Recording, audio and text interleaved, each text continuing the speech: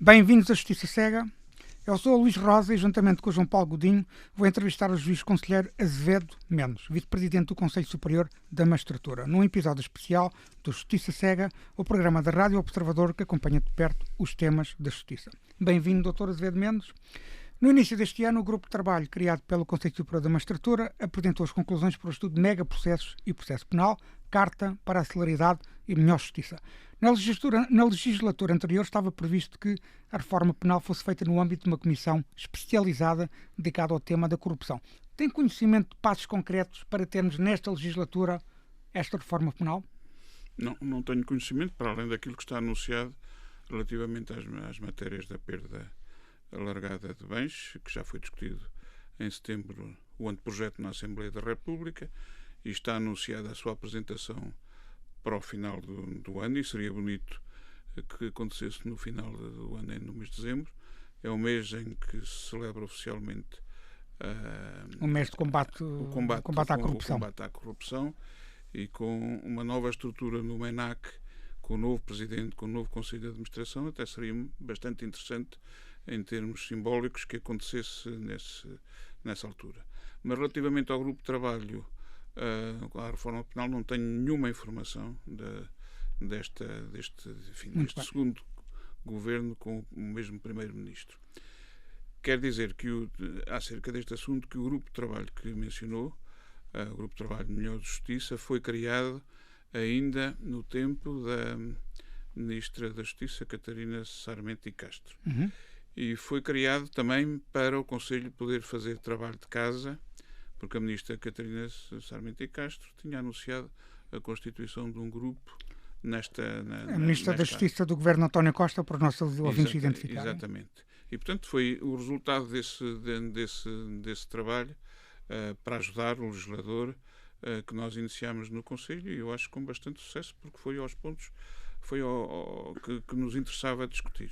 Era isso que eu ia precisamente entrar, e vou juntar isto com outro estudo que o Conselho Superior da Magistratura também tinha feito, que era um estudo para identificar os problemas dos megaprocessos, ou seja, um estudo sobre os megaprocessos em que ficou claro que os processos do crime económico costumam durar, em média, 8 anos, mais de 8 anos, quando o tempo médio de duração de todos os processos criminais é entre 1 a 2 anos, ou seja, entre 8 vezes, um tempo de duração 8 vezes superior aos processos criminais comuns. Agora, este estudo sobre o Conselho Superior da Magistratura da reforma penal tinha também uma perspectiva muito prática. Foram 2 estudos muito empíricos. A equipa tinha vários juízes e um procurador, o Rui Cardoso, que é o atual diretor do DCIAP, tentaram identificar problemas práticos e propuseram várias soluções. Eu pedi ao Dr. Azevedo Mendes 3 soluções desse estudo sobre o processo penal, conjugando até com a questão dos megaprocessos, 3 soluções que considera fundamentais para uma futura reforma penal, apesar de não ter conhecimento de quando é que ela se vai realizar. É inevitável que ela se vai realizar, porque o próprio Partido Socialista, em outubro, chegou a apresentar até vários princípios para esta reforma penal. Sim, nós apresentámos no Parlamento há 15 dias o relatório anual do Conselho, e os seus deputados da primeira comissão fizeram-nos muitas perguntas sobre isso e manifestaram interesse em utilizar esse estudo para os trabalhos parlamentares nesta área. O grupo de trabalho incidiu sobre questões práticas, como disse, para melhorar a celeridade dos megaprocessos. Essencialmente os megaprocessos, mas evidentemente conexionado com os megaprocessos existe toda uma outra atualização das normas processuais no conjunto da tramitação processual penal. O primeiro problema é o problema que é falado há muito tempo da instrução. A instrução, sobretudo nos megaprocessos, mas também noutro tipo de criminalidade, até bagatelar, tende a espraiar-se num primeiro julgamento. São ouvidas as testemunhas, arroladas, é feito e no final termina com um debate instrutório. Quando na fase do julgamento, propriamente dito, é o julgamento. Não há nenhuma produção de atos processuais preliminares. Pronto. Nós há muito tempo que abandonamos no processo penal o sistema francês, que de alguma forma ainda perdura, da instrução preparatória e da instrução contraditória, que era vigente no anterior processo penal. De forma que não tem sentido nenhum haver a produção de atos processuais antes do debate instrutório. focamos tudo no debate instrutório, é marcado logo o debate instrutório e a instrução não, é aquilo que o atual Código de Processo Penal já prevê, mas não é experimentado na prática judiciária. É concentrado em verificar se de facto a acusação tem suporte ou não tem suporte em função dos indícios e da recolha de provas já produzida no inquérito. Há evidentemente questões que podem ser colocadas, nulidades ou proibições de prova, muito importante, porque aí já interfere com a apreciação. Mas isso faria com que a fase de instrução fosse apenas uma mera apreciação de fase de direito? Sim, ou seja, é o debate instrutório em si, muito concentrado nestas... o despacho de pronúncia ou não pronúncia são irrecorríveis, a não ser que haja questões relacionadas com direitos fundamentais extremos da proibição de prova, em que poderá haver recurso, mas sem efeito suspensivo. Sem produção de prova propriamente dita. É a simplificação total desta fase e elimina-se, segundo a proposta do grupo, até a leitura do despacho de pronúncia ou não pronúncia. A leitura de uma decisão com esta solenidade tem sentido na fase de julgamento, porque de alguma forma constitui uma fase de advertência ou de justificação pública daquilo que se passa. Não tem sentido na fase de instrução. Mas há quem diga que isso é quase um caminho para acabar com a fase de instrução. Como é que analisa essas críticas? Não, é validação por um juiz de uma acusação. Isso é muito importante e, do meu ponto de vista, não devia cair de uma forma sem uma reflexão suficiente. Eu acho que se justifica.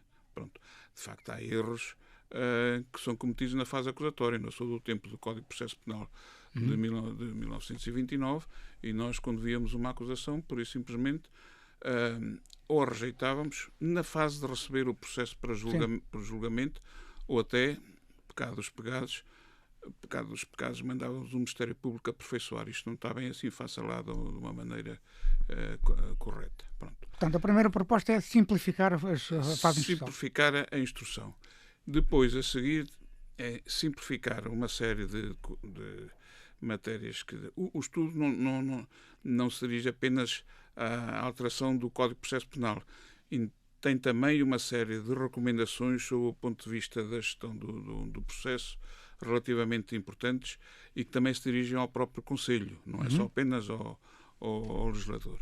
A segunda fase importante é mesmo a simplificação, não só das notificações, como da atualização do processo em função das novas realidades tecnológicas, por exemplo, a audição de testemunhas ou intervenientes processuais à distância.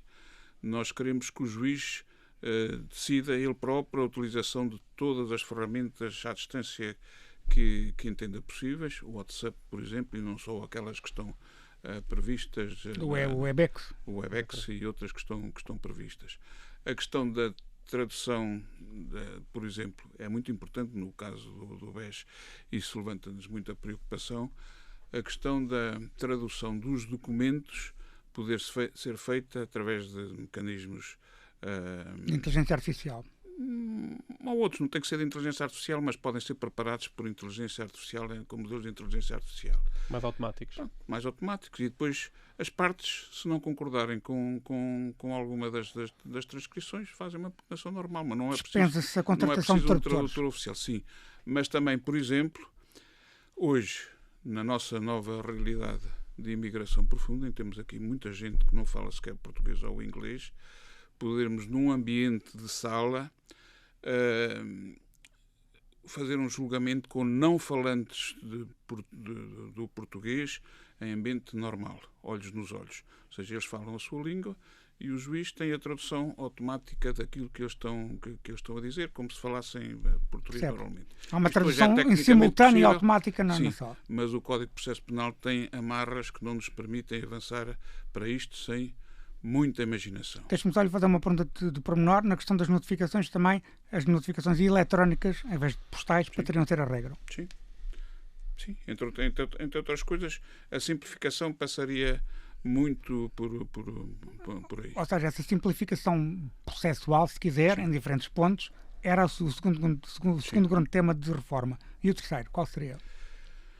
Todo o ambiente tecnológico de assessoria, nós já temos uma estrutura de assessoria tecnológica e de assessores físicos, que é chamada estrutura Altec, apoio à logística à tramitação de elevada complexidade, que aponta para um dos pontos, ainda no outro dia, no Parlamento, era perguntado porque é que nós, no estudo, enfim, não fomos nós, foi o grupo de trabalho, Sim. apontou para a criação de um tribunal próprio para megaprocessos, para julgamentos de alta complexidade. A ideia não é propriamente isso, porque isso colide com a proibição constitucional de criação de tribunais especiais ou especializados na área penal. Significa criar uma mega estrutura logística onde os juízes, a quem fosse distribuído um processo desta dimensão, pudesse recorrer com salas de julgamento, assessores, tecnologia, salas inteligentes preparadas para fazer a gravação e transcrição imediata de tudo o que ali se dissesse. É uma infraestrutura tecnológica e de recursos humanos. Uma estrutura específica para isso. Não é, digamos, um tribunal, não é um juiz uma unidade. Especializado. Não são juízes especializados. Não é um tribunal especializado. Sim, é uma estrutura e isso seria muito interessante se nós tivéssemos já isso. Muito bem. Deixa-me colocar aqui uma pergunta que, na altura que o estudo foi apresentado, deu polémica, foi muito criticado pelos advogados, mas que tem a ver com algo que o grupo de trabalho também identificou, que são as manobras dilatórias. Eu próprio sou testemunha dessas manobras dilatórias ao consultar estes processos do crime económico. Há, de facto, muitas manobras dilatórias e a pergunta é a seguinte. Na altura o grupo de trabalho propôs um agravamento muito significativo de taxas de justiça, até a criação de uma categoria especial de taxa de justiça para arguidos, para advogados que fossem reiteradamente interpusessem essas manobras dilatórias. Essa ideia continua a ser válida, na sua opinião? Bom, o Código de Processo Civil já tem a taxa de justiça sancionatória e a figura de litigância de má-fé, o que o processo penal não tem. Pronto. E há jurisprudência que se divide entre aplica-se o Código de Processo Civil ou o Código de Processo Penal não tendo figuras próprias. Não acha que se devia uniformizar, para não existir dúvidas? Com certeza que sim, por isso é que a jurisprudência se divide. É necessário no processo penal. Agora, a dimensão e a latitude das multas, isso obviamente que é discutível. Agora, eu devo lhe dizer e confessar que tivemos um imenso azar na apresentação do estudo coincidir com as eleições para a Ordem dos Advogados. E no outro dia tive uma reunião com o Sr. Bastonar onde lhe disse isso. É a última das normas que o estudo que no elenco prevê. Mas foi aquela que os advogados falaram mais. Porque normalmente uma tendência dos leitores especializados começarem a ler pela última página e aconteceu o que aconteceu. Mas isso é um detalhe, não tem importância nenhuma ser mais ou menos, até porque o grupo especifica bem, nós vamos mexer nas taxas, mas não mexemos nos limites mínimos. Os limites mínimos continuavam a ser de 2 UCs, que é o que existe no Código de Processo Civil. Mexeram, foi no máximo, porventura, exageradamente, mas isso é uma questão de discussão e eu aceito essa discussão, mas num ambiente... Mas para si o que interessa é que ela seja seja aplicável. Num ambiente de serenidade e de construtivo. Pronto, é isso que estamos aqui todos. Agora, de facto, quando estamos em ambiente de campanha eleitoral, é normal que assim seja. É nos advogados, é nos juízes, é no Benfica, é em todo lado. Mas depois há um momento de serenidade em que podemos falar e este estudo sinceramente é bastante valioso. Julgo que todos o reconhecem. Mas é um ponto de partida, não é? E estas são algumas ideias de propostas de alteração que estão em cima da mesa para avançar muito em breve. Entretanto, pelo menos já em janeiro entrou em vigor uma alteração à lei, a lei do SERJ, que veio regular o ingresso e a formação dos magistrados e com vista a alargar o recrutamento desses magistrados. O que lhe pergunto é se já há algum tipo de resultados dessa alteração da lei ou se considera que também dá ainda um déficit de juízes nos tribunais e de permanência também, sobretudo ao nível do Supremo Tribunal de Justiça. As consequências poderíamos vê-las já no curso que foi aberto e que neste momento ainda não há os resultados, porque houve um problema, como sabem, nos exames psicotécnicos e, portanto, não está finalizado. O 42º curso do SES. Aparentemente, os resultados positivos manifestaram-se no número de candidatos que se candidatou a este concurso. Foi francamente as vagas eram muitas, 160, creio, ou seja, quando normalmente seriam 100 e poucas, e os candidatos foram muitos. E segundo me dizem membros do júri, revelaram até uma qualidade boa. Até chegámos à fase dos testes psicotécnicos. Alguma coisa se passou ali, enfim, podemos presumir que também a qualidade dos testes que não suficientemente validados para este tipo de função poderão estar na origem deste problema. Mas já está ultrapassado esse problema? Neste momento estamos na fase de recurso. O próprio SEJA, o que verifica oficiosamente, suscitou a revisão de um conjunto grande de provas e já está publicado os números do júri que foram sorteados dentro dos indicados pela Ordem dos Psicólogos. De qualquer maneira, na semana passada pedimos, no âmbito da rede de conselhos de justiça da Europa, que nos fornecessem um conjunto de países mais experimentado nesta área dos exames psicotécnicos, aqueles que são usados, e alguns que nos parecem bastante bons para conseguirmos padronizar. Até para substituir a realidade portuguesa sim, ou seja, temos que olhar com muita cautela para isto, porque de repente, se exames psicotécnicos muito rigorosos podem fazer aquilo que os exames técnicos jurídicos muito rigorosos faziam, desincentivavam os bons alunos de concorrerem. Porque, enfim, quer dizer, imaginem que um bom aluno que sai da faculdade não quer concorrer ao SEJ porque o grau de exigência é tal que não quer ser humilhado. Mas se o assunto depois se reproduz num exame psicotécnico de 2 horas a responder a 500 perguntas ou coisa que o valha, a coisa ainda fica mais enfim, a alergia começa a ser maior. Muito bem.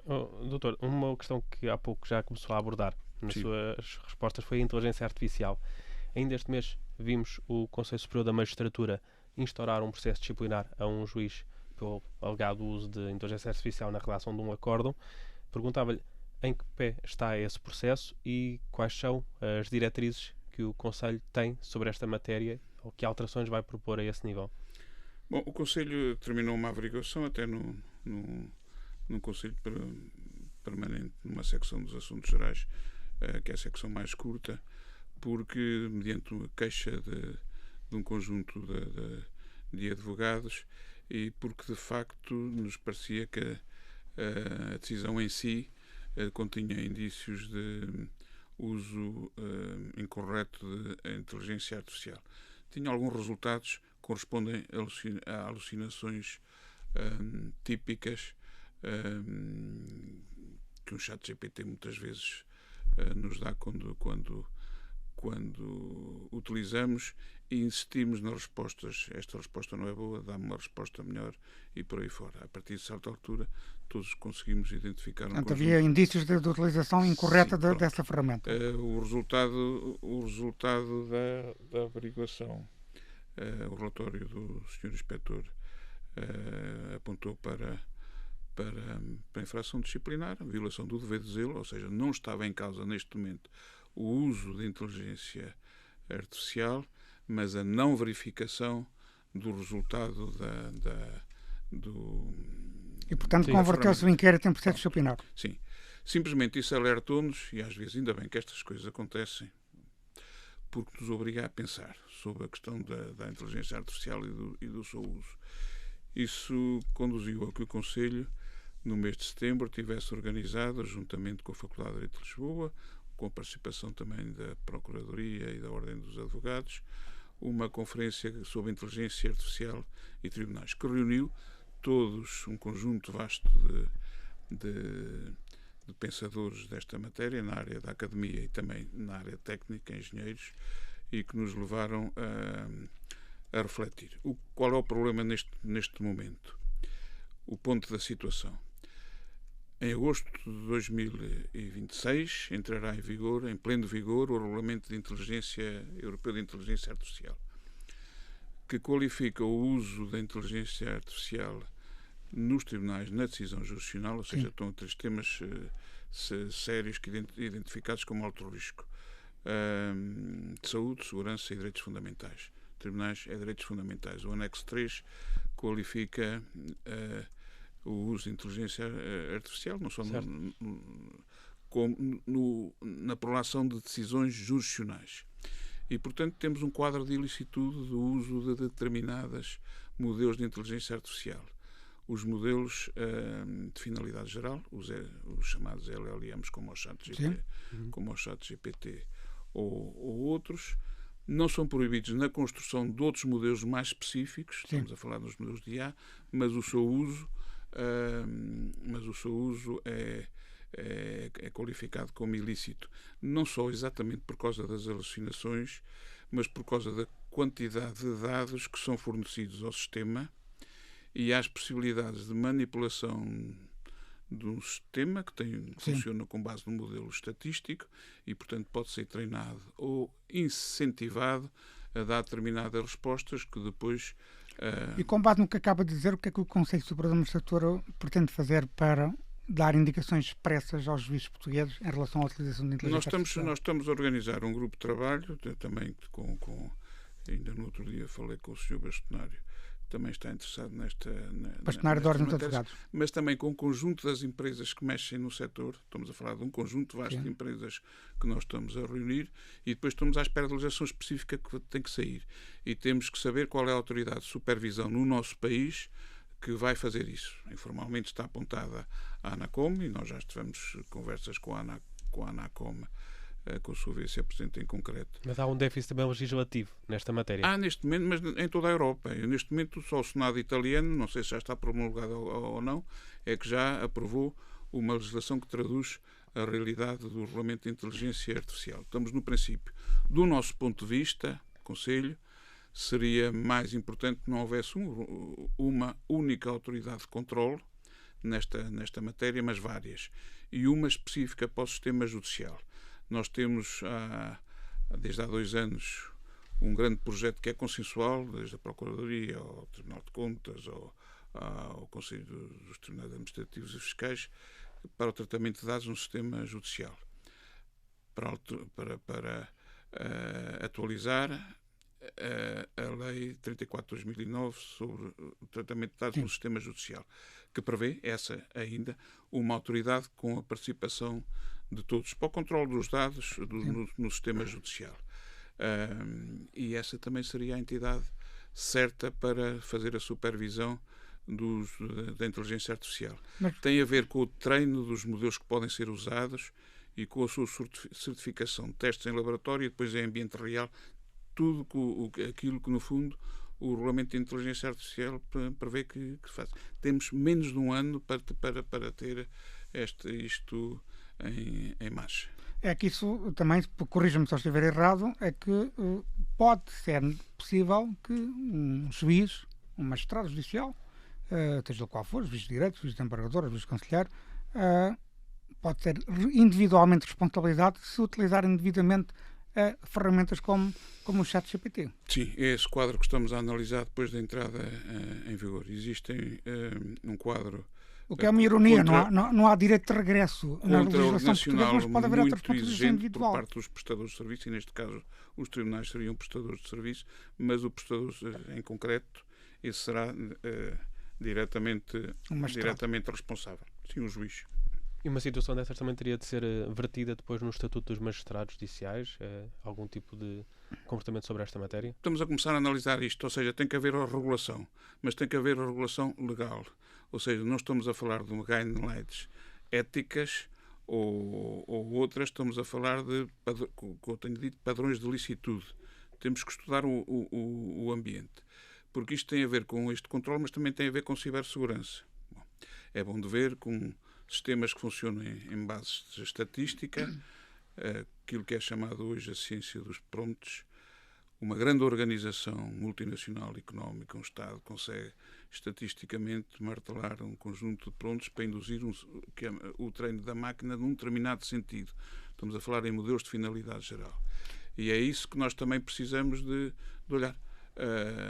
Não só defesa contra as alucinações, mas também defesa contra induções na área da cibersegurança. Muito bem, deixa-me só fazer uma última pergunta para terminar esta parte da inteligência artificial, regressando só à questão do processo do inquérito disciplinar que foi convertido em processo disciplinar sobre a questão de um acórdão da relação de Lisboa. Já há alguma pena disciplinar proposta pelo inspetor? Ainda não chegamos a essa fase? Não, no processo foi apenas decidido converter o inquérito em processo disciplinar. Muito bem, portanto ainda não há nenhuma acusação nessa matéria. Não. Muito bem. Muito bem, mudando de tema, já é certo que os tribunais que estão no campo da Justiça vão ter de sair até 30 de abril de 2034. O Governo tinha adiado para 31 de março deste ano a apresentação de um plano estratégico sobre essa questão. Como está esse dossiê e, já agora, que balanço faz da relação com o Ministério da Justiça, liderado por Rita Alarcão Judice? A senhora Ministra Rita Alarcão Judice sucedeu a Ministra Catarina Sarmento e Castro, que por sua vez sucedeu a Ministra Francisca Vanduna. Não há, tenho pena, mas não há novidades para pior nem para melhor. A situação do edificado nos tribunais é aquela que é sabida desde há muitos anos. Eu quando tomei posse imediatamente fizemos um relatório sobre o estado edificado. Ou seja, eu acho que no meu discurso posso ter dito alguma coisa, mas das poucas coisas que saíram do meu discurso de posse foi que eu estaria disposto a fechar tribunais que não tivessem condições de uso. Esta preocupação era uma preocupação muito forte minha, continua a ser. Identificamos todas as situações do país anómalas num relatório sobre o estudo edificado e identificámos 3 situações piores, que agora já são 5 ou 6, incluem agora já também... E não houve nenhuma evolução nessas 5 ou 6. Como o Palácio da Justiça de Lisboa ou o Palácio de Sintra, e não houve alterações relativamente a isso. No tempo da senhora Ministra Catarina Sarmento e Castro, segundo se recordam, houve uma resolução do Conselho de Ministros que aprovou um plano plurianual de investimento na área do edificado da Justiça. Qual era o problema desse plano? É que isso dependia de receitas próprias do Ministério da Justiça. Bom, onde é que estão as receitas? Ficamos todos à espera de saber. Eu até pensei que fossem buscar as receitas à perda alargada do bens, à recuperação de ativos. Eu até pensei, porque não estava a haver outra situação.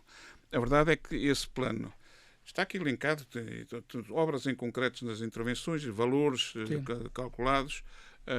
Agora, o que nos está a dizer é que não houve nenhuma evolução, portanto continua tudo a zero. Não houve nenhuma evolução. No final do ano passado, para verem, relativamente à situação no Campos da Justiça. Sim. O Campos da Justiça é, de facto, muito preocupante, porque aquilo é um servidor de recursos, um enorme servidor de recursos. Eu acho que o aluguer é 1 milhão de euros por mês ou mais. Para terem uma ideia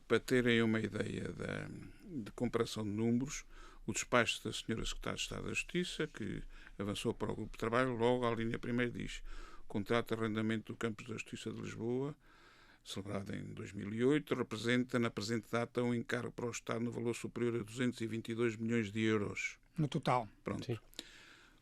O plano plurianual de obras na Justiça para 4 anos, com um conjunto enorme de intervenção no edificado, e ainda previa a aquisição de carros para os serviços prisionais, instalações do Instituto de Medicina Legal, Polícia Judiciária, era 200 milhões de euros. Estamos a comparar aquilo que se gastou desde 2008, 222 milhões de euros, aluguer, com os 200 milhões que bastariam para e em edifícios que seriam sempre do Estado. E, portanto, o país está nas mãos das rendas. Pronto, hoje, até um carro para os serviços já não é comprado. Um carro que aguenta 10 ou 15 anos é arrendado num sistema de leasing por 4 anos. Obviamente que as rendas não são baratas e alguém vai ter que pagar as rendas. Numa altura difícil de liquidez para os ministérios, não foi só o Ministério da Justiça, muitos edifícios foram cedidos à Estamo a troco de libertação de liquidez para os ministérios. E os ministérios passaram a pagar rendas às Estamos. Portanto, sim, não é só rendas aos privados, mas como rendas aos públicos. E a situação é muito complicada. O próprio edifício do Conselho Superior da Magistratura, que é um órgão constitucional, com o nível de perenidade que toda a estrutura de construção do Estado na separação de poderes implica, é um edifício arrendado. Nós pagamos 75 mil euros por mês. Pronto. a Relação de Lisboa, no edifício que tem no Largo Corpo Santo, paga um valor idêntico. O conjunto de outras instalações que a Relação de Lisboa tem arrendadas ultrapassa em muito o valor que seria razoável. Em 10 anos, um edifício com dignidade teria sido comprado e pago. E estão há 20 ou 30 anos em edifícios arrendados, e o Conselho é a mesma coisa. Como vê, a situação é muito... E não há nenhuma solução ainda à vista, nem para o Conselho, nem para os campos. Tudo isto depende do dinheiro e da atenção que é dada à justiça. Quer dizer, olhamos para a saúde, olhamos para a educação, que recebeu um grande programa da Parque Escolar, que se bem se lembram. Outra empresa pública como esta. A justiça é o parente pobre disto tudo. Temos edifícios, como o São João Novo, o que o doutor está a dizer passada, onde chove lá dentro, mas os senhores jornalistas lembram-se bem, até por causa de um processo mediático, o caso dos Anjos, era assim que se chamava, que se queixavam todos do ar-condicionado e do que é, e tivemos um conjunto muito largo na onda de calor em todos os tribunais do país, que foram adiados por causa do calor e porque não houver um sistema de ventilação e de climatização adequado. E quando chegamos ao inverno acontece a mesma coisa, já não com o calor, mas com o frio. Mas o que está a dizer é que, na prática, nenhum governo, seja ele do PS, seja ele do PST, faz da justiça uma prioridade orçamental. Eu posso concluir isso, que sim. Pronto.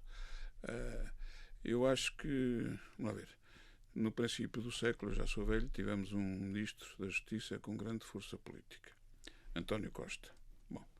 Ao nível de um ministro com tanta força política como António Costa, e que fez coisas importantes, como a reforma dos tribunais administrativos, como a introdução da dimensão gestionária nos tribunais, depois da origem à lei de 2008, à lei de 2013 com Paula Teixeira da Cruz.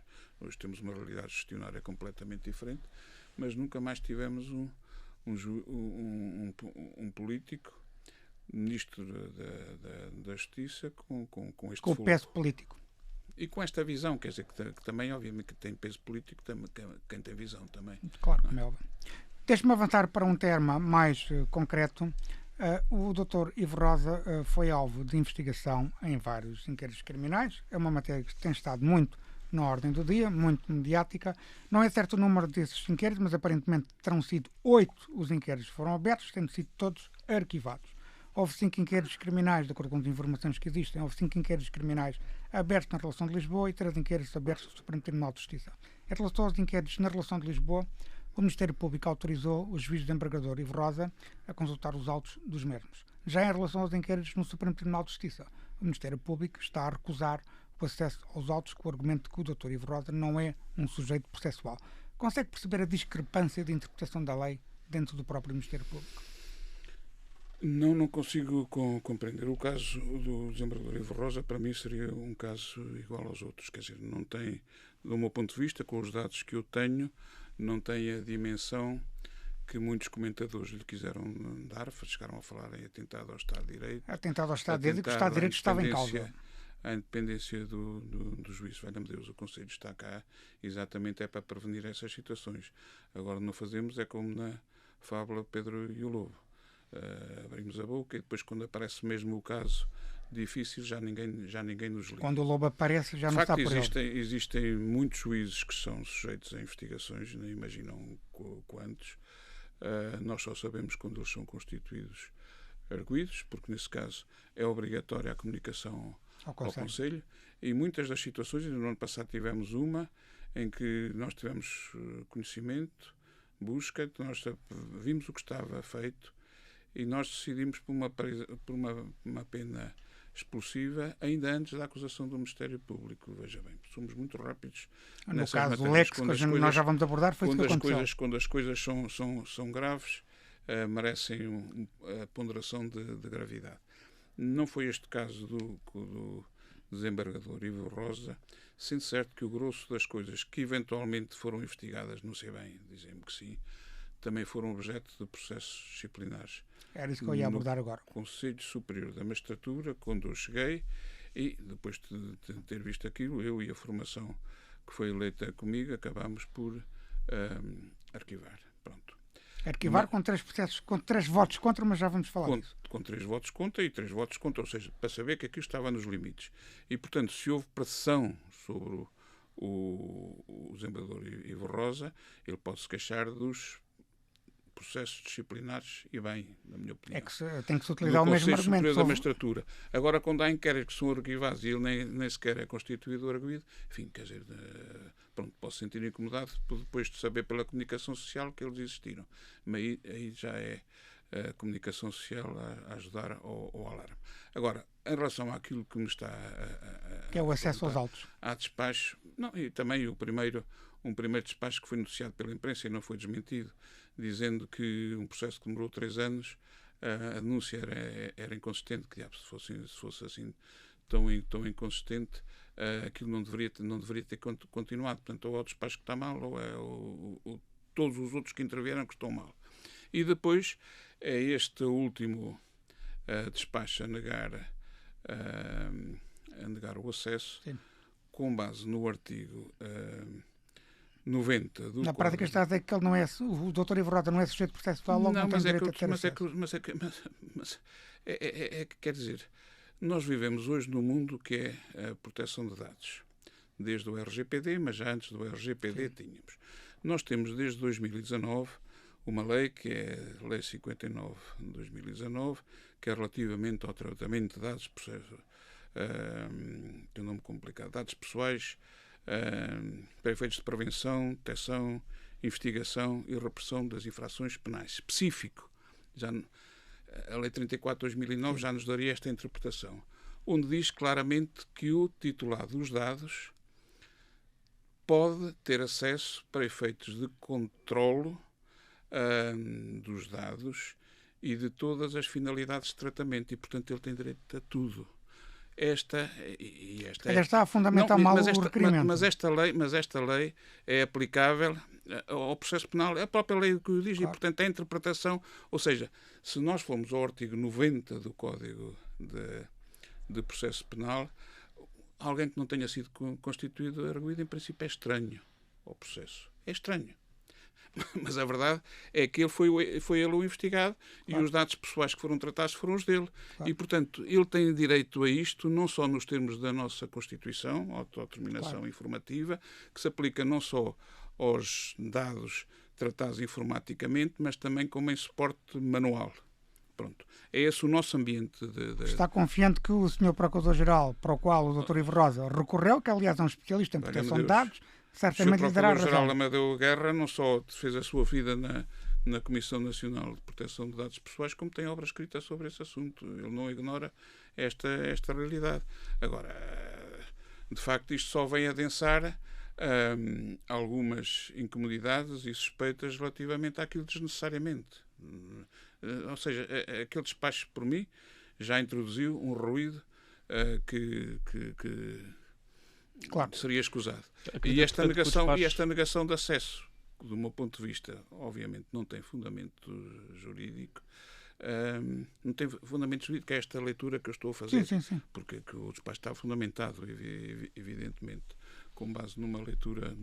Se calhar o Dr. Ivo Rosa, depois de ouvir aqui esta entrevista, se calhar vai fundamentar precisamente os argumentos que acabou de indicar. Acredita, portanto, que o despacho será revogado pelo Procurador-Geral Amadeu Guerra?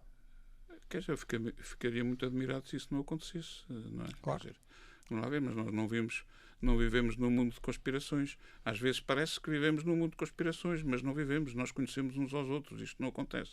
Deixe-me só encerrar esta questão do Dr. Ivo Rosa fazendo-lhe aqui uma pergunta que há pouco estava a começar a fazer. Eu gostava de aprofundá-la um bocadinho. Realmente o Conselho Superior da Magistratura abriu, depois da decisão instrutória da Operação Marquês, mas não tem uma ligação direta com esse caso, obviamente, tem a ver com factos de outros processos. O Conselho Superior da Magistratura abriu em 2022 2 inquéritos disciplinares do Dr. Ivo Rosa e converteu esses inquéritos em processos disciplinares. Esses processos tiveram mesmo proposta de pena disciplinar, um de 80 dias, outro de 60 dias, isto de acordo com informações que a CNN Portugal lançou nos últimos dias, com base no processo que consultou no processo na relação de Lisboa. Ora, estes processos foram arquivados, os processos no Conselho Superior da Magistratura foram arquivados em 2023 com 3 votos contra, inclusive do então Presidente do Supremo Tribunal de Justiça, Henrique Araújo, o conselheiro Henrique Araújo. Os factos destes processos disciplinares também deram lugar à abertura de inquéritos criminais, ou seja, a relação entre questões disciplinares e questões criminais, o que me estava a dar há pouco é que isso não é estranho. Isso pode acontecer e muito regularmente acontece. Pode acontecer, estes processos disciplinares foram abertos por comunicação de juízes que intervieram nesses processos em concretos e mandaram dar conhecimento aos três de certidão para o Conselho e também para o Ministério Público por causa de determinadas decisões, salvo erro, enfim, já lá vai há muito tempo. Decisões foram tomadas pelo Dr. Ivo Rosa. Foram declaradas inexistentes. Sim. Inexistentes porque o juiz já não teria poder jurisdicional para o Dr. Ivo Rosa tinha exorbitado as suas competências. Pronto. Nomeadamente até anulou foi essa a questão sensível que foi tratada. Ele chegou a anular um despacho de um juiz desembargador. Ele era juiz de direito. Mas recordo-me e estou a afirmar. São tantas coisas que passam pela minha frente, se eu me tivesse que lembrar de todas, ou seja, caso tratado, caso arrumado, caso esquecido. Mas teve a ver com isso. E, portanto, a coisa estava no limite e, portanto, justifica-se alguns votos divergentes nesta matéria Na época eu disse que a questão estava no limite. Qualificados. Estamos a falar obviamente, do Presidente do Conselho, Henrique Araújo, que é um juiz esclarecidíssimo e muito experimentado nesta matéria. Mas há pouco disse que a questão estava no limite, ou seja, o que é que quer dizer com isso, com a questão que estava no limite? Em termos de análise de uma infração, quando estão num princípio, enfim, para toda a gente percebe indúbio para o réu e, portanto, entre avançar e não avançar, o pró-libertate é sempre a saída tranquila e decente nos nossos padrões de civilização ainda. Não é? Muito bem. Doutor, o julgamento da Operação X teve início esta quarta-feira. O ex-juiz desembargador Rui Rangel foi expulso da magistratura, a juiz desembargadora Fátima Galante, que foi apresentada compulsivamente, e o juiz Luís Vaz das Neves, também ex-presidente da Relação de Lisboa, vão ser julgados por crimes de corrupção, entre outros crimes. Neste caso, nós temos que o Rui Rangel foi pronunciado por 21 crimes e o ex-presidente do Supremo, Joaquim Pissarra, chegou a dizer ao Observador, há alguns anos, que não se podia confundir 4 ou 5 maçãs podres com a macieira da justiça. O doutor Azevedo Mendes pode garantir que a macieira da justiça continua sã e sem nenhum fruto envenenado? Eu não posso garantir nada nisso, nem a Corporação dos Jornalistas, nem a de outros profissionais pode garantir que não haja pessoas menos boas. Pronto. Eu tenho a certeza que o conjunto dos juízes em Portugal são juízes muito bons. Às vezes, quando vem a conversa das classificações de muito bom, que são impossíveis, vão ver as classificações dos pilotos da aviação civil. Pronto. Se não forem muito boas, quem é que confia entrar numa aeronave? O nosso sistema de classificações é muito bom. E quando dizem que existe uma enorme quantidade de juízes classificados de muito bom ou bom com distinção, isso é verdade e corresponde ao mérito. Agora, podem-me perguntar, mas nem todos os muito bons são iguais. Com certeza que não. Estamos a falar do espectro classificativo e da qualidade que é garantida por essa classificação. Agora, também temos juízes classificados como medíocres, temos juízes alvos de processos disciplinares e temos juízes alvos de penas expulsivas. E, portanto, o sistema controla suficientemente. Mas ainda bem que assim é. Este é o escrutínio democrático. Ninguém pode imaginar que conseguiríamos Estranho seria se não existisse nada. Muito estranho seria se não fosse nada detectado e nada caísse no radar das críticas, até por parte do público e até por parte dos jornalistas. A acusação deste processo já saiu há cerca de 5 anos. Acredita que os mecanismos de controle foram, entretanto, apertados e que seria muito difícil assistir a uma situação deste género hoje em dia? Os mecanismos de controle, nós nunca podemos garantir nada em momento nenhum. Eu creio que existe hoje, às vezes, quando as coisas acontecem, facilidades, à vontade relativamente estamos a falar em procedimentos de gestão. Pronto. As coisas às vezes acontecem. Os nossos sistemas democráticos, desde o século XIX, sobretudo, são assentes no procedimentalismo. Ou seja, tudo tem que estar mais ou menos a funcionar by the book, de acordo com as regras. É assim entre nós, sobretudo no processo, que é a melhor forma de controle democrático sobre o exercício do juiz, é seguir aquilo, mas também nos procedimentos de gestão, que também são adjetivos, são de suporte à atividade dos tribunais. Houve alguns problemas, se bem se recordam, com a distribuição de processos, que foram alvos de um inquérito. Isso é uma das questões do lex, precisamente. Sindicância, pronto, onde foram detectadas determinados procedimentos mais fáceis e transparentes. Mas havia muitos que eram feitos de boa fé para facilitar as coisas. Certo. Pronto, e enfim, quer dizer, isso foi de tal maneira que caímos numa lei da Assembleia da República sobre a distribuição, que foi agora alterada e revogada, que enfim, fomos do simples e ingênuo para o 80, que só estragou a vida do dia-a-dia dos tribunais, desnecessariamente. Os tribunais, estamos a falar de juízes, procuradores e advogados. Os advogados nem nunca apareceram, ainda me estão para dizer o primeiro ato de distribuição em que os advogados tenham aparecido, porque a distribuição era eletrónica e ninguém ficava a olhar para a máquina para saber, sobretudo desconhecendo até o algoritmo que Mas isso a já foi máquina alterado. trabalhava. Sim, foi alterada a lei, saiu agora a portaria que desdobra os atos disso que são necessários à alteração efetiva, e esse assunto foi resolvido. Sim. Mas este processo, na altura em que foi conhecida a acusação, atingiu em cheio a imagem dos juízes em Portugal, inclusivamente em relatórios externos foi diagnosticado. O doutor considera que o resultado deste processo pode ser fundamental para a imagem que a justiça tem dentro da própria sociedade? Quer dizer, não é só não comentar processo em concreto. É olhar para um processo, para as garantias do processo, procedimentalismo, ainda agora falei, e esperar que tudo se desenrole de acordo com os cânones de justiça que nós temos corretos. Absolvição ou condenação, se tudo for respeitado, enfim, para mim, sinceramente, é indiferente. Agora, não quero é que as coisas sejam varridas para baixo do tapete e que não acham um escrutínio de um julgamento e o escrutínio público esse julgamento merecer. Muito bem. O Tribunal Judicial da Comarca de Lisboa tem agora vários julgamentos muito relevantes a decorrer e com coletivos de juízes em exclusividade de funções, como é o caso da Operação Marquês, inevitavelmente, que se iniciou em julho deste ano, mas também do processo do Banco Espírito Santo, que é o que começou em outubro de 2024, e dos outros processos também desse universo Espírito Santo. Tendo em conta que a celeridade sempre foi defendida por si e é uma palavra que entrou definitivamente no léxico da Justiça, que balanço faz destes julgamentos? Eu acho que os julgamentos estão a correr bem. Pronto. Não lhe vou garantir que os julgamentos vão demorar 1 ano e meio, 2 anos. Pronto, temos um caso que não é em Lisboa, é em Braga, que é o caso da Aiminho. Sim. Pronto, todos nós uma acusação muito importante de fundos europeus. Todos nós achamos que o julgamento tinha corrido muito depressa, 1 ano. Pronto.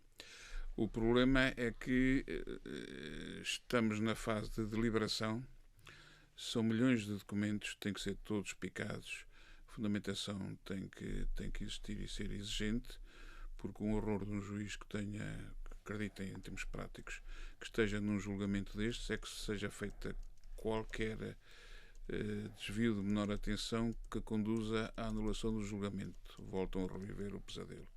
Estar 3 ou 4 anos agarrados em exclusividade a um julgamento é muito difícil. Coloquem-se na pele dos juízes que estão todos os dias deste julgamento. E, portanto, 1 ano e meio de deliberação, e segundo as informações que nos damos, é que provavelmente estaremos mais 1 ano só na fase de deliberação, e estão todos os dias a trabalhar com assessores, a picar documento a documento, conjugal, o que é isto, pronto, enfim, o trabalho que imagina. Depois é a motivação e depois é a construção de facto, motivação de facto e construção da parte jurídica é muito complicado. E, portanto, estes julgamentos que estão a fazer, acho eu que já estão também a olhar para a experiência desse julgamento. Pronto, com o que é que quer dizer? Já não são sessões contínuas diárias, mas há até para a vantagem dos advogados e dos arguidos, para não estarem todos os Sim. dias.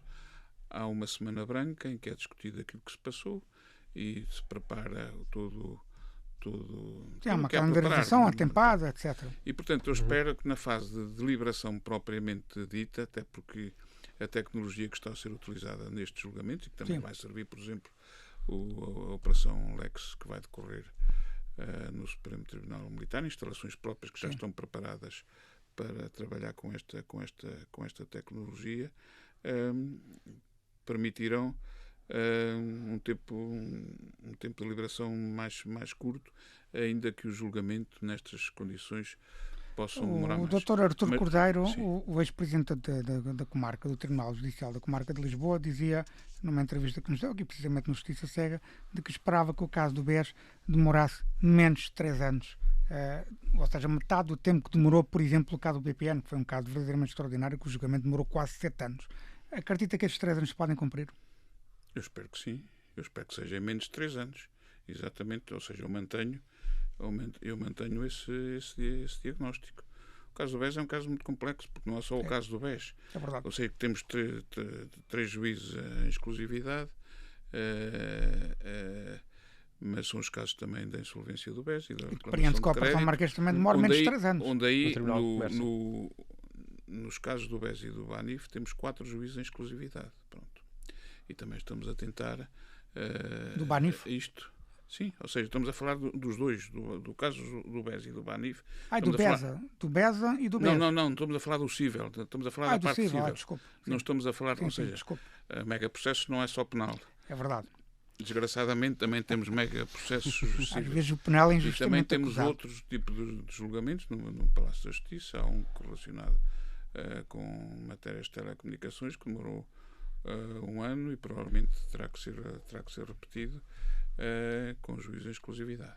Portanto, quer dizer, quando nós olhamos para a realidade mega, não é só o processo penal, é também o civil. E nós não vamos nunca conseguir contornar os megaprocessos. Eles são necessários até para garantir as possibilidades de defesa das pessoas. Direitos fundamentais, a proibição de indefesa é uma coisa muito séria. Quando nós desdobramos o julgamento em várias parcelas, pode andar mais depressa. Mas depois os arguidos, as pessoas, no caso os lesados, os assistentes, depois vão ter que intervir noutros julgamentos, claro, e podem demorar anos. Precisamente. É a vida das pessoas que acabou, não é? Pronto. E é isso que nós temos que olhar, ou seja, temos que concentrar tudo, não só por causa do resultado e da justiça efetiva, mas também para garantir a defesa e contraditórios adequados. Mas até pegando aquele exemplo do BES que estávamos a falar, no BES já, creio eu, pelo menos 3 processos que já estão em fase de julgamento já a decorrer, e ainda haverá mais processos deste universo a chegar muito em breve. Os coletivos vão continuar em exclusividade ou as dificuldades de gestão de recursos humanos vão impedir essa generalização dessa prática de exclusividade? Não, tem que ficar, ou seja, o que é que nós ganhamos em colocar os juízes em exclusividade e afetar os meios superiores de assessoria técnicos? É que reduzimos o tempo desses processos e quanto mais rápido for um julgamento, mais juízes acabamos de ter no sistema, porque esses juízes ficam libertos para receber outros processos. É isso que nós estamos a investir e por isso é que nós insistimos muito, há 2 anos que eu insisto, junto do governo anterior e deste governo, na constituição de um corpo de assessores qualificado. Pronto. Isso está em estudo, mas compreendam, se nós não tivermos juízes e não conseguimos recrutar juízes para o SES, temos que arranjar alternativas e apoios. Os assessores nesta fase são muito importantes porque podem fazer muita coisa para diminuir o tempo de duração dos processos. E diminuindo, teremos juízes. No caso do BES e no caso da Operação Marquês, os assessores estão a trabalhar com os coletivos. Sim, mas em muitos outros.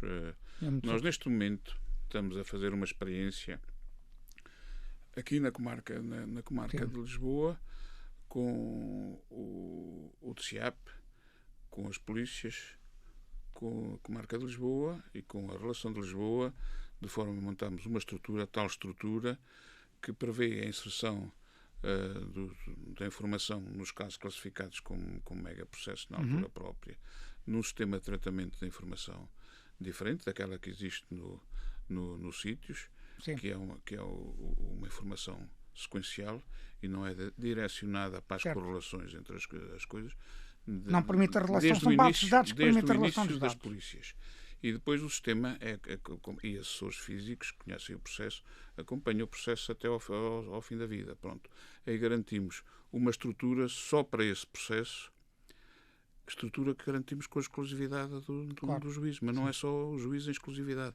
É toda uma estrutura que está agarrada Precisamente apoios. devido a essa estrutura, podemos também esperar que o julgamento ao Portão Marquês, que é mais pequeno, é um caso menos em termos quantitativos e até se calhar em termos qualitativos, é um caso mais pequeno que o Universo Espírito Santo. Podemos esperar que o julgamento demore cerca de 2 anos.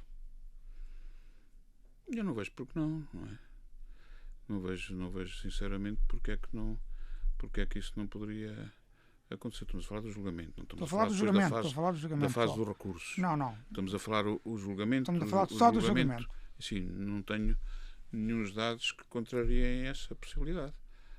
Agora a fase do recurso é... As fases do recurso é outra conversa. Pronto. Isso aí vai demorar algum tempo para que o processo tradito em julgado. Mas também aí, ou seja, não é só na primeira instância que nós temos juízo em exclusividade. Antes fosse. Depois, quando os processos transitam O próprio para Conselho a relação, pode ter essa... por exemplo, com o recurso da decisão instrutória do Portão Marquês. Eu tenho aqui os números todos dos juízes em exclusividade e ficariam admirados com aqueles que estão em exclusividade ou reduções de serviço por causa do peso. Ou seja, isso significa que na prática nós, digamos que na primeira instância, por exemplo, temos 1.200 juízes, não, temos menos 100 porque estão em exclusividade ou com reduções de serviço. Sim. E é preciso olhar para essas situações, para além daqueles que têm problemas de Saúde baixa, claro. E diminuição da sua capacidade, o que é normal entre nós, sobretudo nos tribunais superiores, hoje em dia, por causa do enorme problema de envelhecimento que nós temos nos tribunais judiciais. Já agora deixe-me só, vou-lhe fazer uma penúltima pergunta e depois uma última pergunta. A penúltima é muito rápida. Há pouco falávamos da Operação Lex. A Operação Lex vai começar agora, vai ter 2 sessões por semana. No caso do Portão Marquês temos 3 sessões por semana e no caso do Universo Espírito Santo chegamos a ter 5 sessões por semana, ou seja, de segunda a sexta-feira. Consegue perceber porque é que no Lex só há 2 sessões por semana? Em primeiro lugar, o julgamento ainda não começou, não deu. Mas já está terminado, serão 2 dias por semana, terça e quarta-feira. Não deu para perceber isso, mas isso há um conjunto de agendamento que também se faz de acordo com os advogados e provavelmente não será necessário mais para conseguir o tempo já pré-definido na cabeça de quem dirige o julgamento. E quem dirige o julgamento também, obviamente, gerindo aquilo. Claro. Em conjugação com os advogados e os outros participantes. Muito bem. Uma última pergunta. Há pouco falávamos de arrestos, a propósito do doutor Ivo Rosa. O Governo quer transpor a diretiva comunitária relativa à perda alargada, que o doutor já referiu várias vezes aqui durante esta entrevista. Este novo regime da perda alargada vai, por um lado, permitir o confisco de bens, mesmo em caso de morte, doença ou até de prescrição do processo criminal, e, por outro lado, também pretende reforçar os direitos, liberdade e garantias dos visados por esses arrestos, reconhecendo, por exemplo, estatuto processual aos familiares. Como é que vê estas alterações? Eu vejo essas alterações como positivas. Estamos a experimentar uma nova fase que tem a ver não só com, digamos, com a efetividade da repressão no âmbito da criminalidade económica ou financeira e do fenómeno da corrupção, mas também como fortes efeitos de prevenção geral. Pronto. A partir de agora, muitos infratores nessa área da criminalidade pensarão um pouco mais antes de fazerem à vontade ou à vontadinha determinadas aventuras. Agora, é preciso depois traduzir isso na prática, aquilo que vai acontecer. Aquilo que eu e muita gente tem chamado a atenção é que depois existem, na parte prática, um gabinete de recuperação de ativos na Judiciária e um gabinete de administração de bens no ICFES. No Instituto de Gestão Financeira que não jogam muito bem um com o outro. Ou seja, aquele que apreende e aquele que administra não joga muito bem. Nós não temos muita informação agregada e O desagregada Governo nessa anunciou também matéria. a reestruturação dessa área. Era muito importante saber quais os valores que foram recuperados ou perdidos a favor do Estado por alguma das vias, depois saber o valor que se dá, o destino que dá a esses bens. Sim. Pronto. Por da parte da administração, nós não temos só isso, temos um conjunto de perdas declaradas em todo o país.